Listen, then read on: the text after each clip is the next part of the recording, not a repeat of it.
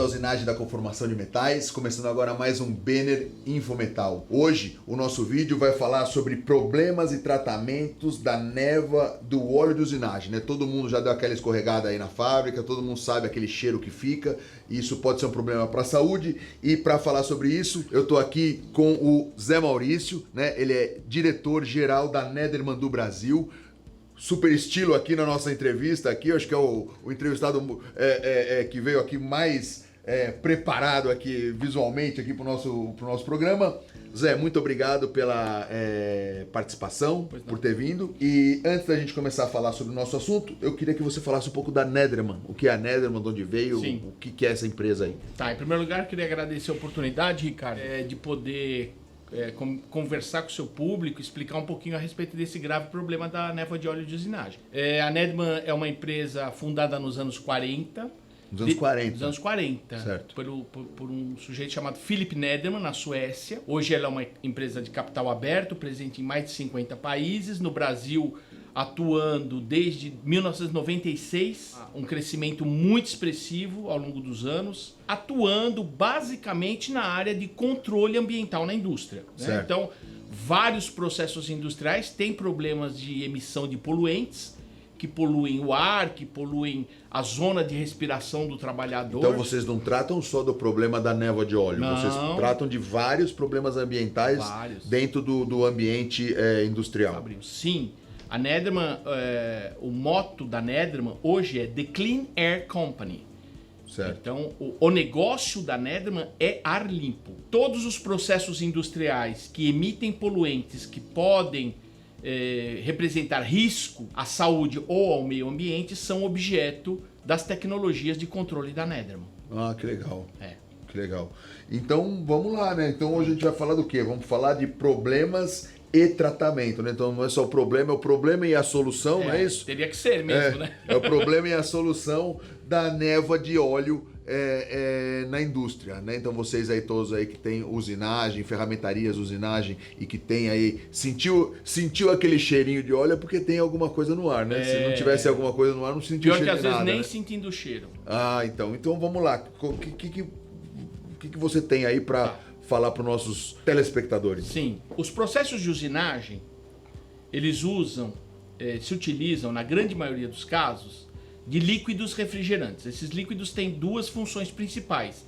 Eles servem como lubrificantes e eles servem como dissipadores de calor, como refrigerantes, né? É uma dupla função. Sim. Então você tem as emulsões, os óleos integrais, você tem processos mais modernos como o MQL, né, que trabalha com... O MQL, para quem não sabe, é aquele, o nome em inglês, né, Minimum Quantity Lubrication, né, que é aquele que você nem vê a lubrificação ali no processo de usinagem, né? Então ele vai gotejando ali, ele vai um sprayzinho bem alta pouquinho pressão ali com pouquíssima quantidade, né?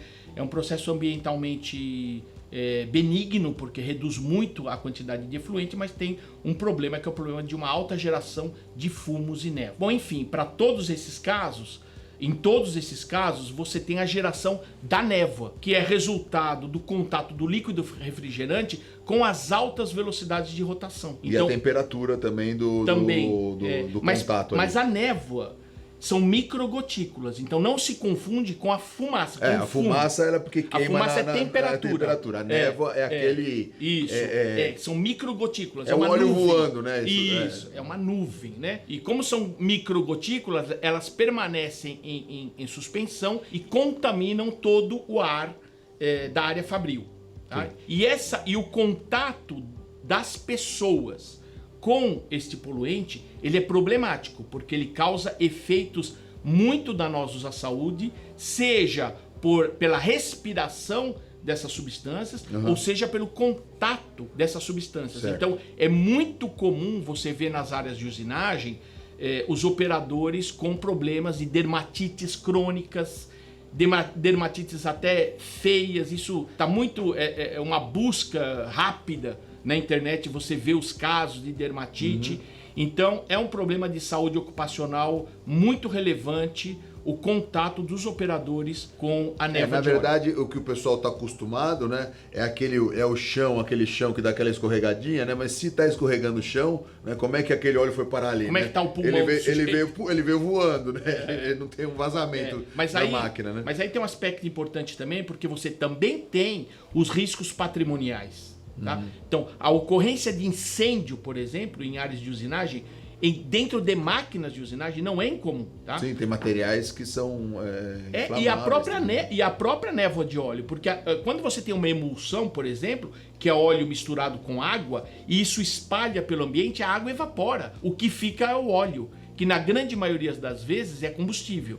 Então, existe um risco patrimonial relevante em relação à névoa de óleo, sem dizer que a própria névoa de óleo é um inimigo dos controles eletrônicos, do controle numérico. Sim, então, sim. o próprio controle numérico das máquinas, né, das máquinas operatrizes... Quem tem máquina sabe, né? Sabe. Entra aquele olhinho ali que vai pingando ali dentro. Exatamente. Então, a prevenção, né, o controle desse poluente tem impacto não só na área ambiental, na saúde ocupacional, mas também na segurança patrimonial. Vamos ser específico, né? Vamos imaginar um centro de usinagem ou um torno CNC que trabalha com óleo integral, por exemplo. O que Nederman. O que a Nederman faz? O que ela faz nesse caso? Ela vai lá, ela identifica, ela tem um equipamento, ela instala. Como é que é o processo? Os centros de usinagem, a carenagem dos centros de usinagem já vem com uma tomada de exaustão. Certo. Tá? Todos os centros de usinagem tomada de exaustão é naquela chapa que Isso. vem com aquele picote que tá lá, a chapinha, mas aquilo ali Ninguém sabe o que é. Isso. É pra pôr um ralo. Pra pôr um ralo, exato. É pra só pôr um ralo. Então, aquilo ali é pra você fazer uma tomada de exaustão. Então, você faz a exaustão do volume de ar interno da máquina, cria uma pressão negativa, de tal forma que quando você abre a porta da máquina, o ar entra e não sai. Certo. Tá? Esse volume de ar poluído vai em direção ao filtro, né, movido por um ventilador que está lá acoplado ao filtro, e o filtro retém essa névoa e retorna a névoa transformada já em óleo para o processo, tá? Então, então você faz o filtro, é um coletor de névoa. Coletor de névoa. Chamado coletor de névoa. O pessoal conhece mais como coletor. De névoa. Mas ele também tem um filtro... o coletor é um filtro. É um filtro. Só que ele é um filtro autodrenante. Entendi. É uma tecnologia onde a mídia filtrante faz a coalescência das microgotas, transforma em gotas maiores, aquilo cai por gravidade e volta ao processo. Sistema, exatamente. Volta Esse é o método mais moderno. Você tem métodos mais antigos de centrifugação, outros métodos cuja performance de filtragem é muito baixa. Né? Os métodos mais modernos, como é o caso da Nederman, são filtros autodrenantes, são mídias filtrantes muito avançadas que promovem a coalescência das microgotas e o retorno ao processo. O mais importante é que você evita que essa névoa poluente contamine o ambiente e cause todos esses problemas que a gente falou aí de saúde ocupacional, e o mesmo segurança filtro, patrimonial. Por exemplo, mas é diferente, esse é um filtro para névoa. Agora, se o cliente tem problema de fumaça, né, de fumos, aí é diferente o filtro. Não é parecido? Não, ele é muito parecido. Inclusive, os fumos costumam ser um problema maior em processos MQL, tá? Porque aí, todo mundo sabe, né, que as temperaturas são muito mais elevadas devido às altas rotações e tal. E aí você tem a geração da névoa, que são microgotículas, e você tem a geração do fumo, que é fumaça. É particulado também, tá? Mas é seco. Então, essa mistura é dificílima de filtrar. Possui uma tecnologia própria para aplicação em processos MQL. Ah, que legal. Que legal. E eu tava na dúvida, porque para mim o coletor de névoa era diferente do filtro de névoa. Ou existem empresas, ou existe as duas coisas e a Nederman fez virar uma coisa só? Não. O coletor de névoa é um sinônimo de filtro de névoa. É um sinônimo. Entendi. Tá? O que acontece é que você tem várias técnicas de filtragem ou de coleta. Sim. Que é a mesma coisa. Como eu falei, alguns processos tipo centrífugos, né, outros por simples gravidade e tal, isso aí são processos muito antigos cuja eficiência é muito baixa, tá? Entendi. E outros perdem eficiência muito rápido. Tá? Então, o que a Nederman traz ao mercado é uma tecnologia de filtragem muito moderna, baseado em um desenvolvimento muito grande da mídia filtrante, tá? E que te dá um grau de filtração EPA, se for o caso, que é absoluta, de sala cirúrgica, por exemplo, se for o caso, né? E reaproveita uma boa parte desse óleo, né, dessa emulsão ou desse óleo, retornando isso para o processo. Poxa, que legal. Que bacana. E como é que quem está assistindo a gente aqui, como é que eles fazem? Porque assim, eu acho que é um assunto que as empresas precisam entender, né? Ela precisa ter uma... às vezes ela acha que não precisa. Não precisa. Tá.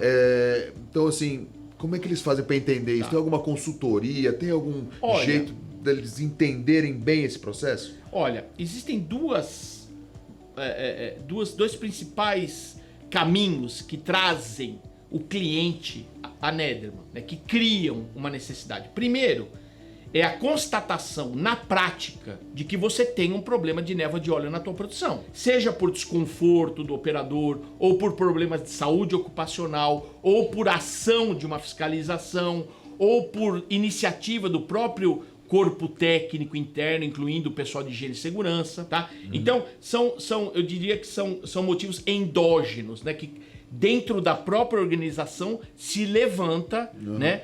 Problemas que precisam ser resolvidos. O outro é uma questão de compliance, tá? De atendimento da norma regulamentadora número 9, NR9, que é o PPRA, Programa de Prevenção de Riscos Ambientais. Então, é obrigação de qualquer empresa, de qualquer tamanho, mapear os riscos ocupacionais, os riscos ambientais e prover aquele processo das medidas de proteção individual e coletiva. Isso é obrigação legal, NR9, é lei, tá?